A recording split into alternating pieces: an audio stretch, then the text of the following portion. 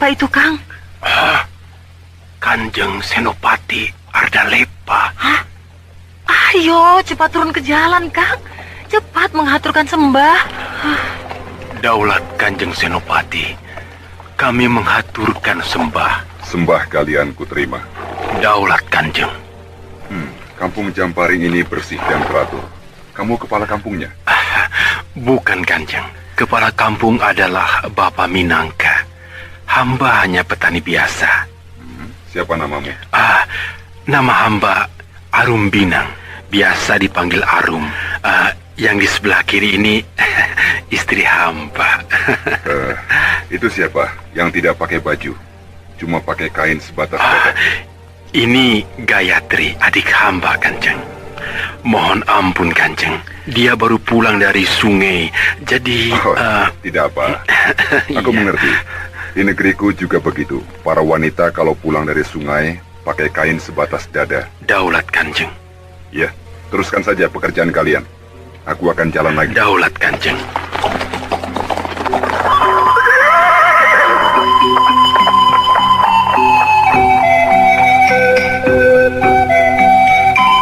Gayatri malu sekali karena diperhatikan dan ditanyakan oleh Senopati Ardalepa yang merupakan tangan kanan Kanjeng Sinuhun Narendar, Raja Madangkara yang baru. Walau berpangkat tinggi, kuasa, dan bangsa Kuntala, tapi Senopati Ardalepa terkenal ramah, tidak sombong, dan mau bergaul dengan rakyat biasa. Pada suatu hari, Pak Arum kaget bak kesambar geledek di siang hari ketika mendapat panggilan untuk menghadap Senopati Ardalepa bersama kepala kampung Jamparing, Pak Minangka. Tapi setelah menghadap dengan hati yang dak-dikduk tak keruan, ternyata diterima dengan penuh keramahan. Senopati Ardalepa menyarankan agar Pak Minangka menunjuk Pak Arum sebagai pengganti kepala kampung karena Pak Minangka sudah terlalu lama menjabatnya, kira-kira 20 tahun, dan Pak Arum dihimbau agar mau menerimanya karena menurut Pak Minangka tak ada orang lain yang dirasa cakap untuk menjadi penggantinya. Senopati Ardalepa juga mengajari mereka bagaimana caranya membuat bendungan air yang bagus untuk mengairi sawah dengan baik. Hanya biayanya sangat besar, 900.000 ringgit.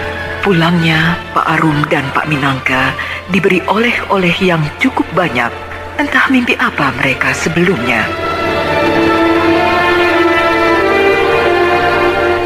Sesudah itu, Senopati Ardalepa berkunjung ke rumah Pak Arum dengan berpakaian seperti rakyat biasa. Pak Arum juga dimintanya menerima dengan duduk di kursi seperti tuan rumah biasa. Rupa-rupanya, Senopati Ardalepa bermaksud untuk memeriksa sungai Kayakas, terutama bagian terdalamnya yang bernama Riam Segumi, di mana akan dibangun bendungan. Sementara itu, di dapur, Bu Arum sibuk memasak bersama Gayatri untuk menjamu makan tamu istimewa mereka.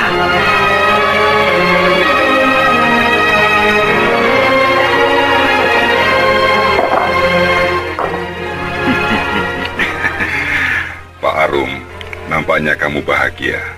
Punya istri yang telaten menyiapkan makanan dan minuman.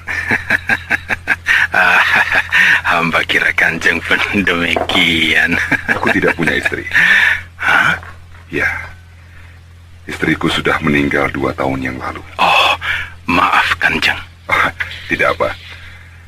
Istriku meninggal karena sakit usus bengkak. Jadi sampai sekarang aku menduda. Oh, tentu bagi Kanjeng tidak sulit untuk mendapat gantinya. Iya, memang mudah bagiku. Tapi untuk cari yang cocok di hatiku, ya, ternyata tidak mudah. Betul Kanjeng. Banyak pilihan malah jadi makin susah. Iya, begitulah.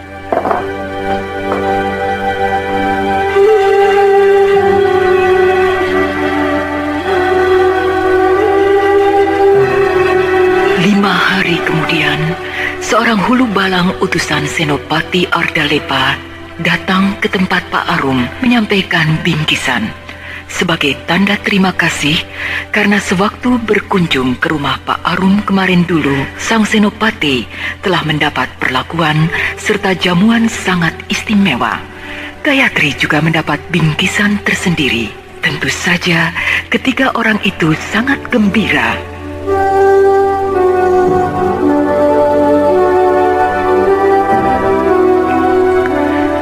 Sesudah itu, Senopati Ardalepa pun berkunjung lagi ke tempat Pak Arum. Kemudian, beliau juga pergi ke tempat tinggal Gayatri dengan alasan ingin melihat rumah peninggalan orang tua Pak Arum.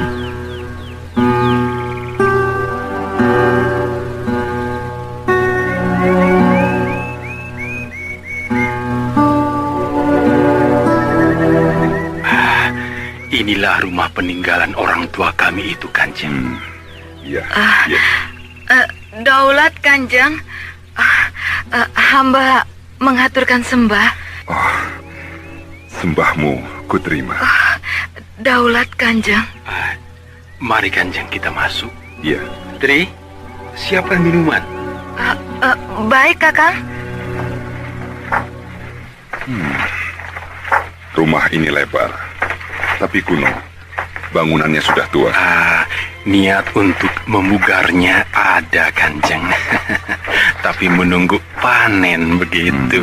Iya. Daulat, Kanjeng. Terima kasih, Gayatri.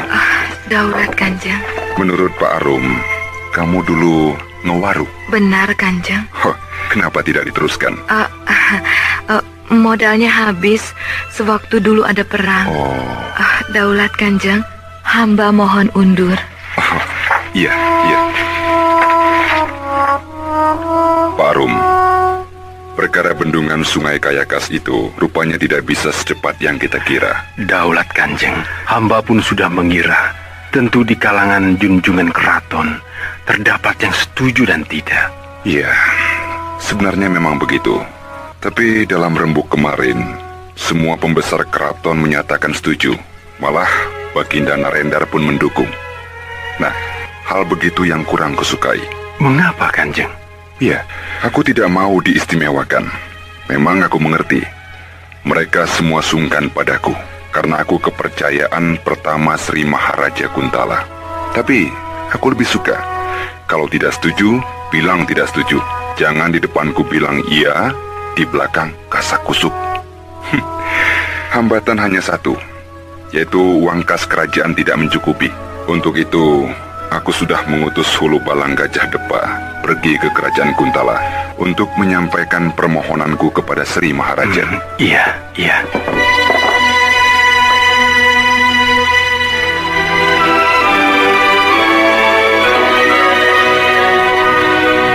Sesudah bertemu dengan Gayatri, Senopati Ardalepa mengutus Tabrani, tukang membuat rumah, untuk membangun rumah Pak Arum dan rumah peninggalan orang tuanya yang didiami Gayatri. Tentu saja, Pak Arum dan Gayatri tak kuasa menolaknya. Hanya perasaan was-was terpendam dalam hati Gayatri. Kenapa Senopati Ardalepa terlalu baik kepada mereka?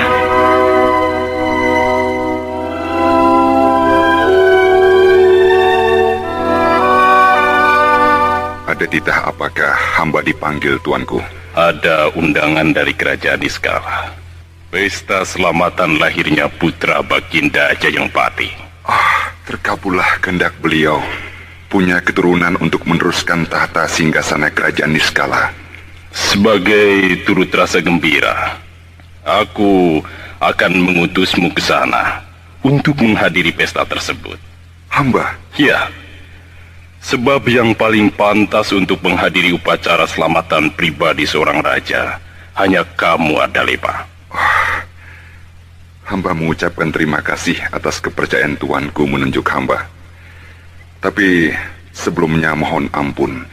Hamba mempunyai pekerjaan yang tidak bisa hamba tinggalkan. Yang mana?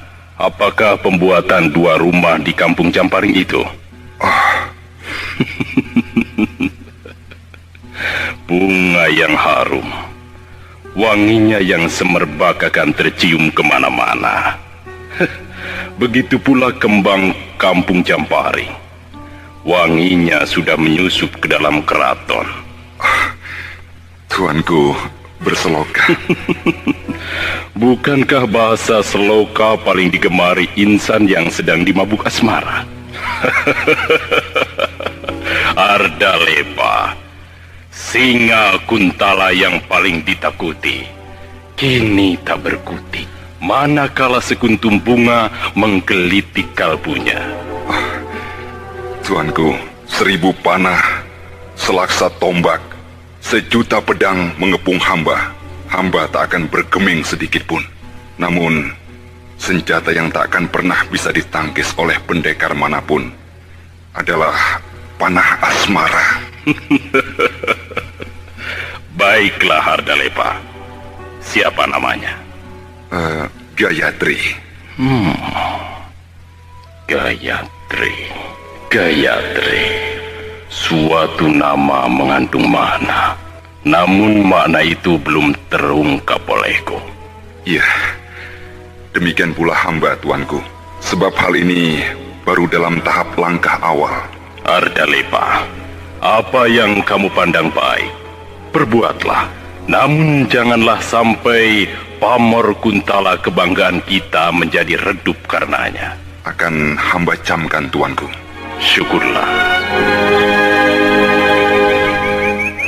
Pada suatu hari, ketika Gayatri sedang mengagumi rumahnya yang telah menjadi bagus dan sesuai dengan kehendaknya pula, tiba-tiba dikejutkan oleh tamu istimewa yang tak lain dan tak bukan adalah Senopati Ardalepa.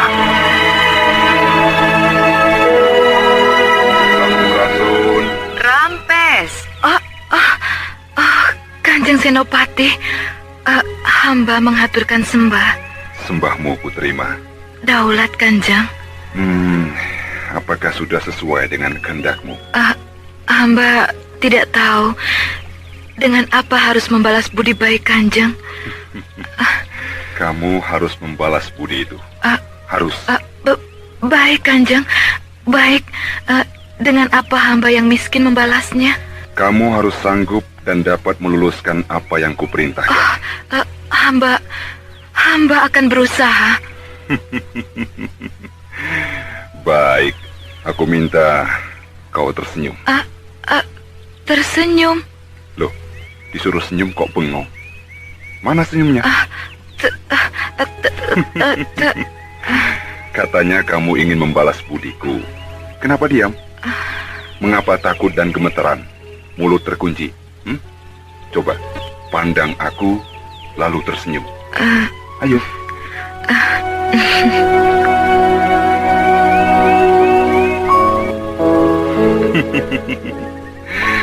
Sungguh menawan senyummu itu. Loh. Kok terus lari masuk rumah? Gayatri, rumahmu terbuka. Dengan mudah aku bisa masuk kalau mau. Tapi aku tak akan berbuat demikian kalau tidak ada izin darimu. Silahkan masuk, Kanjeng. Baik, aku masuk.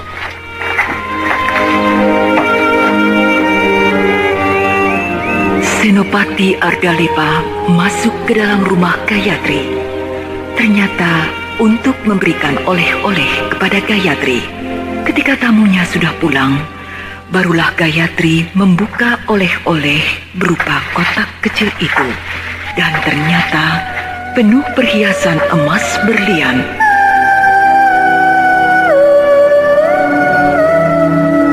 Selanjutnya, Senopati Ardalepa melamar Gayatri. Semula, Gayatri agak ragu-ragu untuk menerimanya. Karena di samping beda derajat yang begitu banyak, beliau juga bangsa penjajah. Tetapi karena pribadi beliau yang sangat baik, Pak Arum mendorong Gayatri agar menerimanya.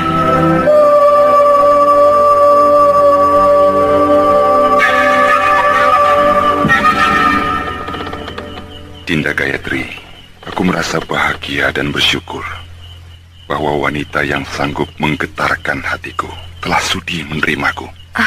Daulat Kanjeng. Sudah kukatakan, tidak boleh memanggilku Kanjeng. Juga tidak pakai daulat dan hamba. Belum biasa dan rasanya janggal seperti seorang rakyat yang tidak tahu tata krama. Mulai saat ini harus membiasakan diri.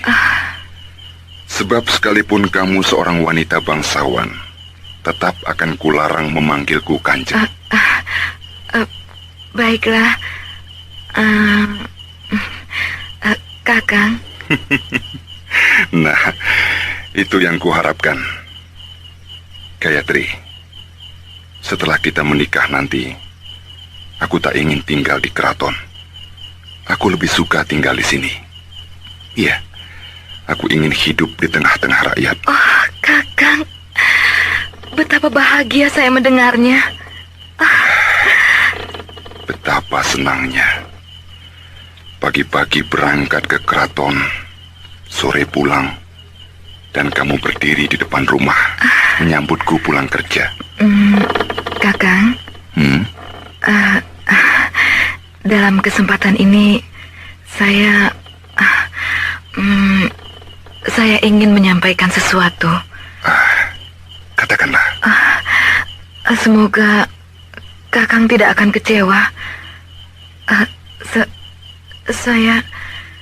Saya punya anak.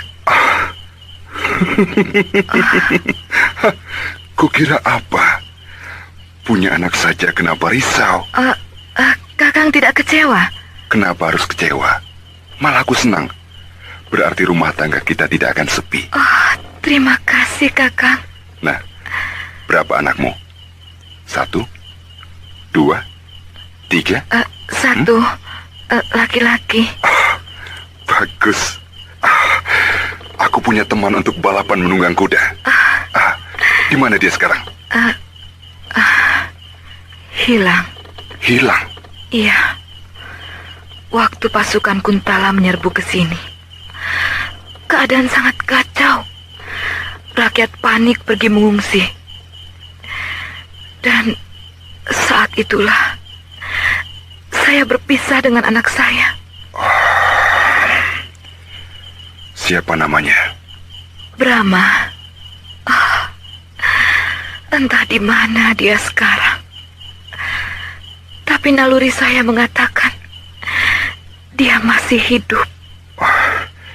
Kalau begitu harus dicari. Punya ciri tertentu?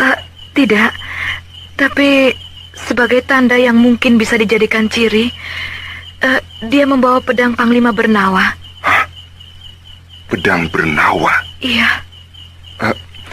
Kenapa ada di tangan Brahma? Panglima Bernawa menghadiahkan pedang itu kepadanya. Yang biru atau yang merah? Maksud Kakang? Iya. Panglima Bernawa memiliki 2 pedang wasiat, bernama pedang merah dan pedang biru. Nah, yang diberikan kepada Brahma yang mana? Wah, saya tidak tahu, Kakang. Saya tidak pernah mengutak-utiknya karena saya anggap pedang biasa. Ketahuilah, sepasang pedang itu jadi rebutan karena katanya menyimpan suatu rahasia. Ya, rahasia apa? Aku sendiri tidak tahu. Brahma bisa terancam bahaya. Jangan cemas, Dinda.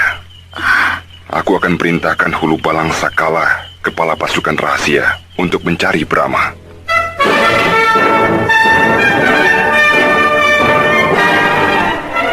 Sementara itu, Brahma terus digembleng oleh Astagina. Mereka sekarang berada di Gunung Burayak. Brahma telah pandai memainkan pedang biru menebas gundul pepohonan. Tetapi gerakannya masih agak lamban karena beratnya pedang itu. Kata Astagina, kalau Brahma rajin berlatih ilmu pernapasan lebur saketi, dalam waktu setahun lagi, pedang biru itu akan terasa ringan seperti kertas. Baru saja Brahma berlatih pedang, datang menyerang Ki Sarpa, si Raja Wali Sakti dari Lembah Tengkorak. Dia ingin merampas pedang biru setelah mendengar kisahnya dari Mardanus.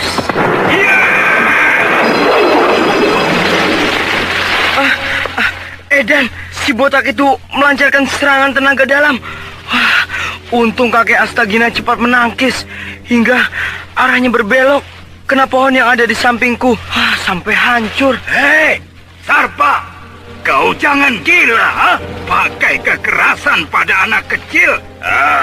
Aku tak bermaksud melukainya, hanya mau merampas pedangnya.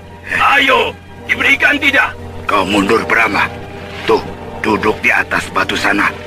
Nonton pertunjukan menarik ya. Ayo.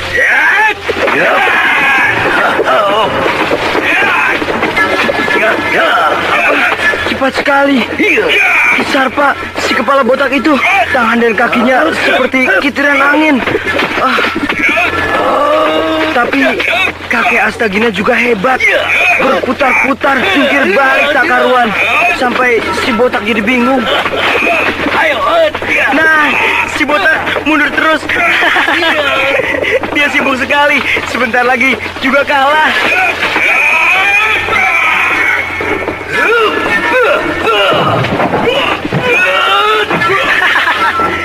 Si botak muntah. Masuk angin kali.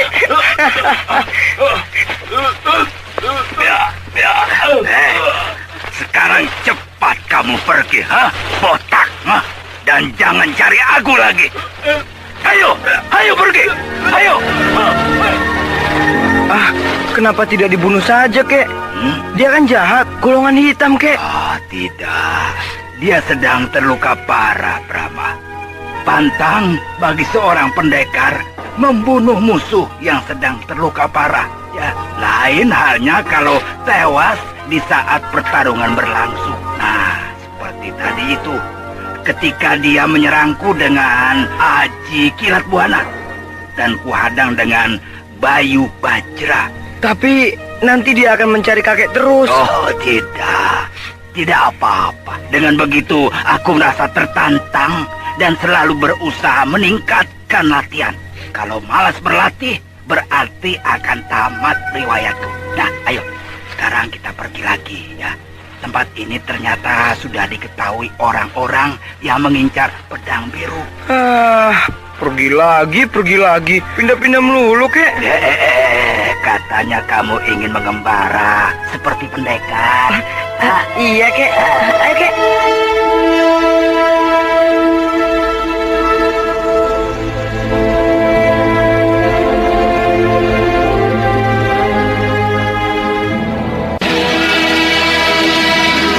Untunglah Brahma selamat, dilindungi dan diasuh oleh kakek Astagina, seorang pendekar abadi.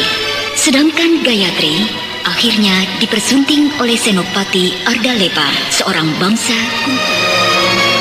Senopati Ardalepa bertekad untuk mencari Brahma, maka diutusnya anggota pasukan rahasia untuk mencari kesegenap penjuru Madangkara. Tetapi hasilnya nihil. Kini Senopati Ardalepa mengutus para hulu balang meminta tolong ke segenap wilayah negara-negara tetangga. Nah, di Bukit Karang sini tenang. Meskipun di daerah pantai, tapi deburan ombak tak terdengar keras. Benar, kek. Bosan latihan di sini, bisa latihan di laut. Iya.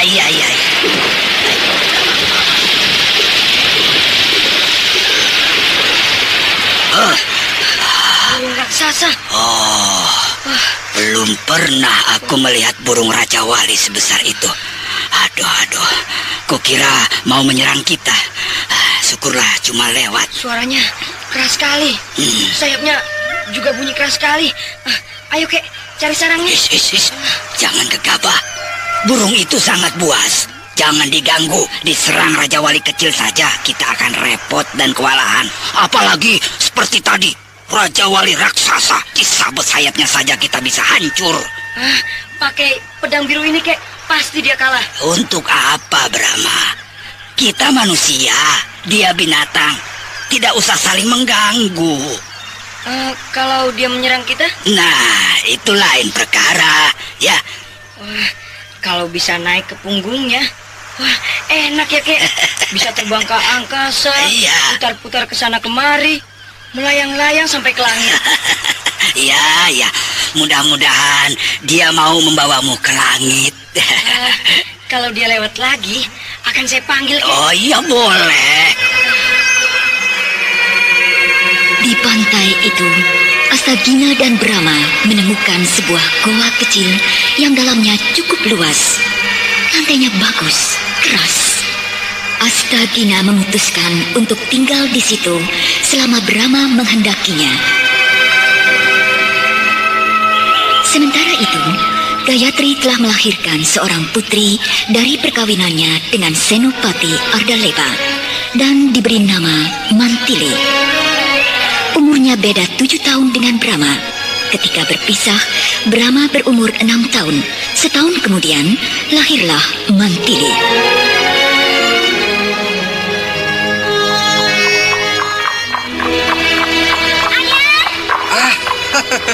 Mantili, ibu mana? Di dalam, Ayah, sama Bibi Arum. Oh. Ayah, mana kuda untuk Tili? Besok ayah bawa, ya? Oh, besok? Ya, Paman Hulu Balang Sakala baru tadi pagi berangkat ke Kademangan Pangkur untuk mengambil kudanya. Jadi, besok baru datang. Daulat Rai Senopati. Ada Bibi Arum. Mana Kang Arum? Sedang repot di sawah. Mantili, ayo jangan ganggu ayah. Kan ayah baru pulang dari keraton, masih letih. Anak itu kalau dilarang gampang marah. Niru siapa ya? Ayah dan ibunya sabar kok. Iya, turunan dari kakeknya barangkali. Rumah tangga Senopati Ardalepa memang bahagia, tapi awan mendung rupanya mulai datang mengganggu. Raja Narendar yang diam-diam merasa iri karena nama dan pengaruhnya terdesak oleh kemasyhuran Senopati Ardalepa telah melapor pada Mahapati Wikalpa dari Kuntala bahwa Senopati Ardalepa telah menjatuhkan martabat kerajaan Kuntala dengan tinggal di kampung. Maka Senopati Raksa dari Kuntala pun khusus datang untuk menegurnya. Senopati Raksa membawa pesan dari Mahapati Wikalpa menghimbau agar Senopati Ardalepa mengekang pemberian kebebasan rakyat Madangkara. Senopati Ardalepa merasa tersinggung oleh himbauan tersebut dan sempat terjadi pertengkaran dengan Senopati Raksa. Namun, dengan jiwa besar keduanya dapat menahan diri sebab kepentingan kerajaan di atas segala-galanya.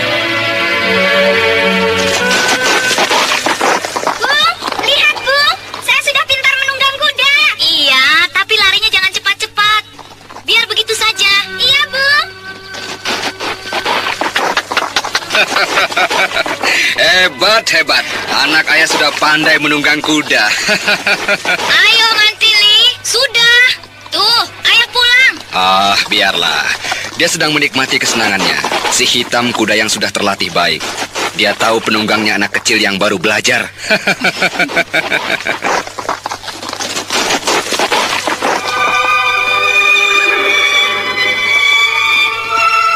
Bagaimana Kakang?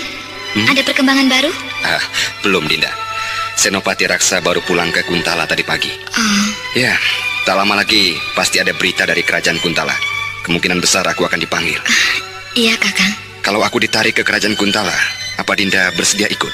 Kemana saja Kakang pergi, saya akan tetap berada bersama Kakang. Terima kasih, Dinda.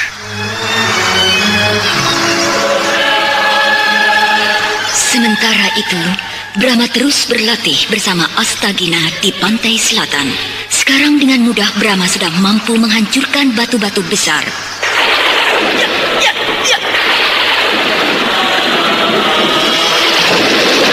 Tubuhnya sudah ringan, dapat bergerak cepat. Pedang biru sudah terasa ringan dalam genggamannya. Senopati Ardalepa ternyata jadi ditarik kembali ke pusat kerajaan Kuntala dengan sepucuk surat Sri Maharaja Kuntala. Dari segenap penjuru Madangkara, rakyat datang mengucapkan selamat jalan sambil menghaturkan bingkisan-bingkisan. Ya, Senopati Ardalepa memang benar-benar telah merebut hati rakyat Madangkara. Ya. Hei, panas!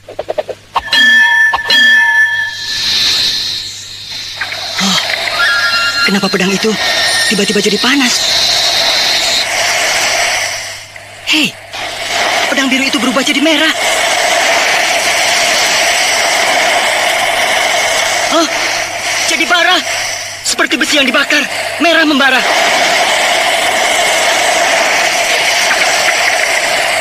Baik, aku harus mempergunakan pranayama untuk bisa memegang pedang biru itu.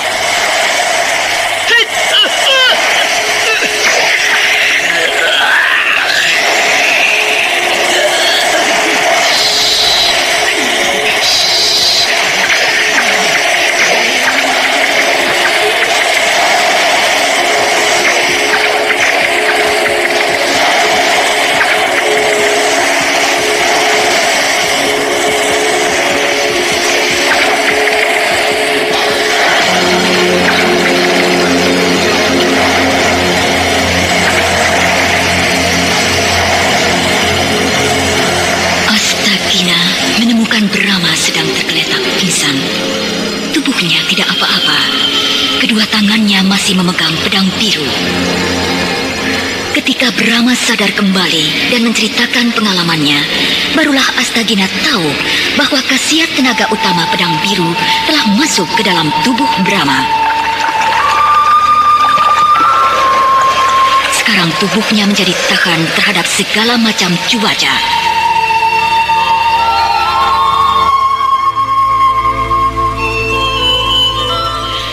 Sesudah khasiat utamanya pindah ke dalam tubuh Brama, maka pedang biru mengeluarkan sinar kebiru-biruan karena yang tinggal adalah kekuatan murninya.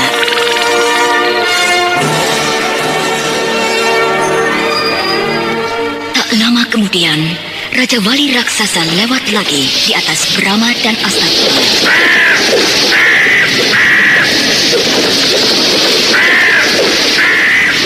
Selama 8 tahun mereka tinggal di pantai selatan, sudah 7 kali Raja Wali itu lewat. Brama nekat memanggil Raja Wali itu dengan menyuitinya.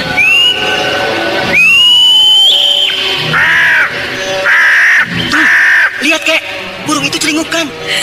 Awas Brama, Raja Wali itu jadi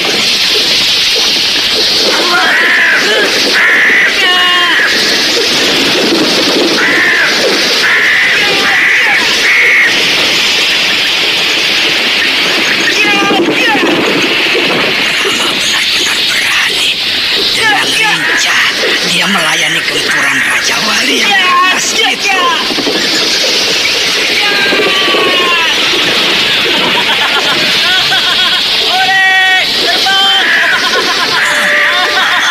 Aduh, Brama mencelok di punggung Raja Wali.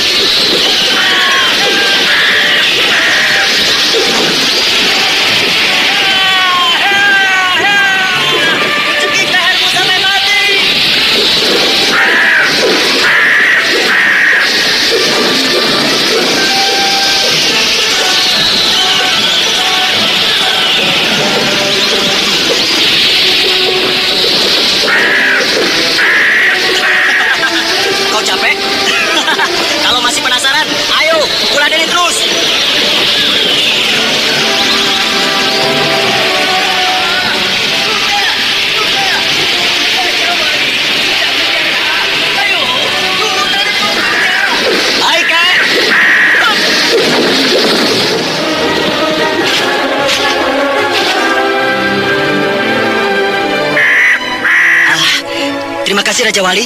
Kamu telah baik hati membawaku bersiar ke angkasa. Nah, kalau kamu mau pulang, pulanglah. Kalau mau cari makanan, pergilah.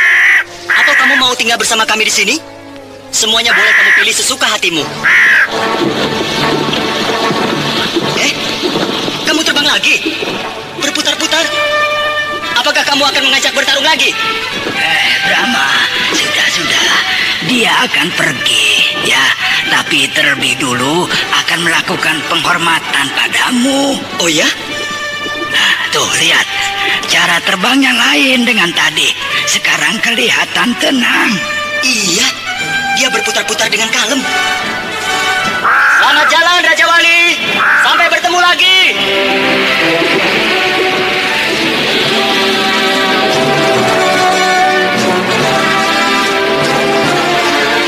Kepandian Brahma telah mencapai taraf yang tertinggi. Habis sudah ilmu Astagina diberikan kepada muridnya itu. Maka Astagina minta diri kepada Brahma akan pergi menghabiskan masa tuanya dengan tenang dan damai, menemui kakak seperguruannya di Gunung Dulang di seberang lautan.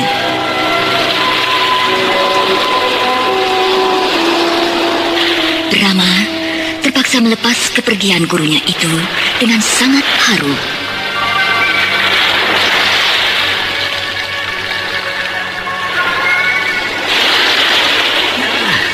Brahma, aku segera akan berangkat ya. Iya, Kek. Jangan sedih, apalagi menangis. Pendekar tidak boleh cengeng, ya. Iya, Kek.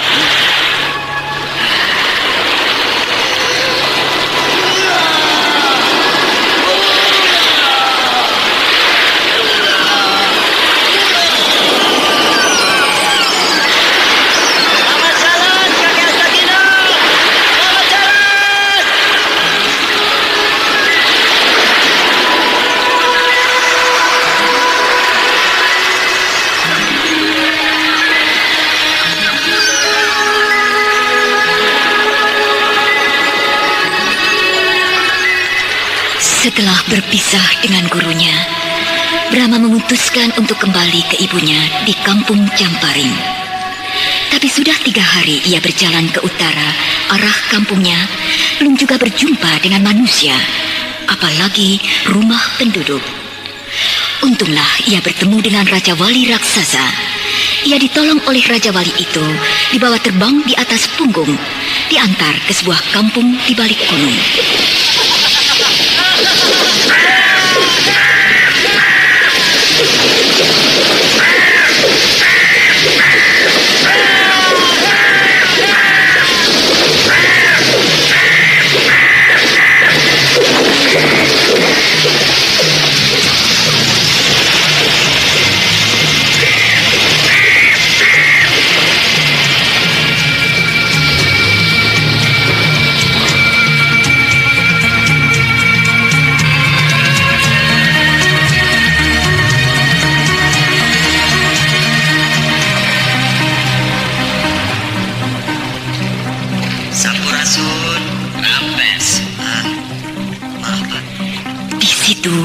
Brahma bertemu dengan Pak Daruka, seorang petani tua yang cerita bahwa penduduk kampungnya, Kampung Halimun, pada sembunyi karena diserang gerombolan kelelawar buas yang suka minum darah manusia sampai kering. Karena bingungnya, Pak Tirsa kepala desa membuat sayembara. Siapa yang bisa mengusir gerombolan kelelawar setan itu akan diberi hadiah 1000 tumbak. Sedang Kanjeng Adipati Maskar, penguasa Kadipaten Linggam, menambah 1000 ringgit. Dan Kanjeng Adipati Andelami juga akan menyumbang 500 ringgit. Selain 2 orang pendekar yang telah mencoba ikut sayembara, tapi tewas itu, belum ada lagi peserta lainnya, Pak. Tetapi ternyata tak ada hasilnya. Bahkan 2 pendekar yang coba ikut sayembara tewas direncah oleh gerombolan kelelawar setan yang haus darah itu. Siapa itu, Pak Daruka? 5 orang lelaki.